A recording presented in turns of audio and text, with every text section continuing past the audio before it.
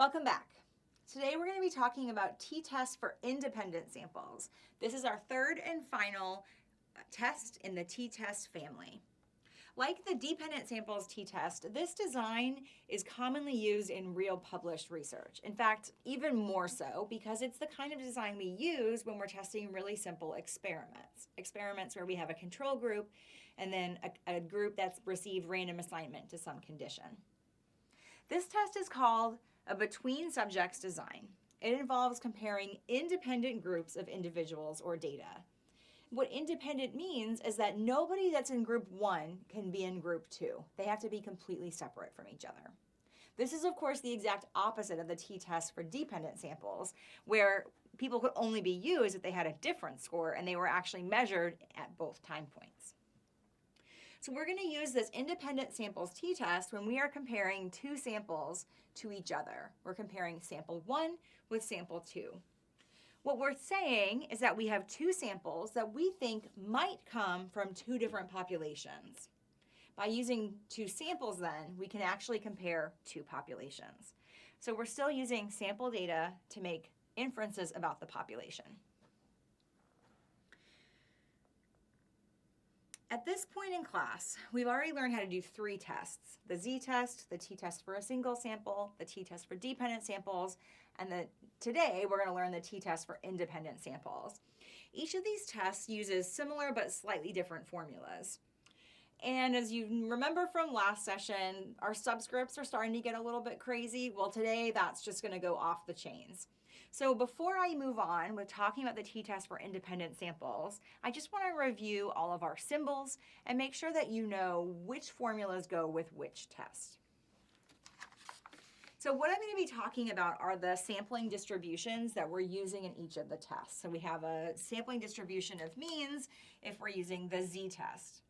And the symbol here for the mean of the sampling distribution is mu sub x bar. If we're doing a z-test, the standard deviation of the sampling distribution, or the standard error, is sigma sub x bar, because we know sigma, so we can calculate this. And the z obtained formula equals the sample that we observe minus the mean that we'd expect by chance divided by the variability. So this is the z-test. The t-test for a single sample uses some of the same symbols. So we're still talking about mu sub x bar as the mean of our sampling distribution. But because we don't know the population standard deviation, we use S sub x bar for our standard error. And then our t obtained is going to reflect that change as well. So we're comparing the sample that we observe to what we'd expect by chance divided by the standard error. So those were the tests that we covered earlier. And then last we covered the t-test for dependent samples.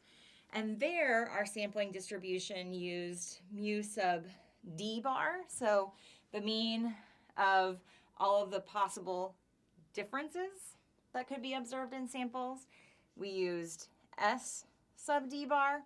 And then our t obtained formula was the d bar we observed in our sample minus mu sub d bar, which is always equal to 0, divided by S sub d bar.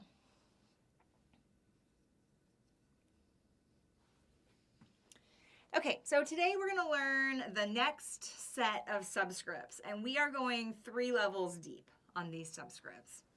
So in the t-test for independent samples, we are going to be talking about the mean of the difference between two sample means.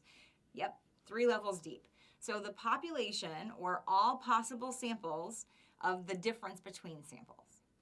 So the population of the difference between possible samples. Mu sub x bar 1 minus x bar 2. And just like we did in the t-test for dependent samples, we're going to assume that this is 0. That is, according to the null hypothesis, the two samples should be the same as each other if they were just randomly selected from the same population. We're also going to use a pretty crazy standard error formula.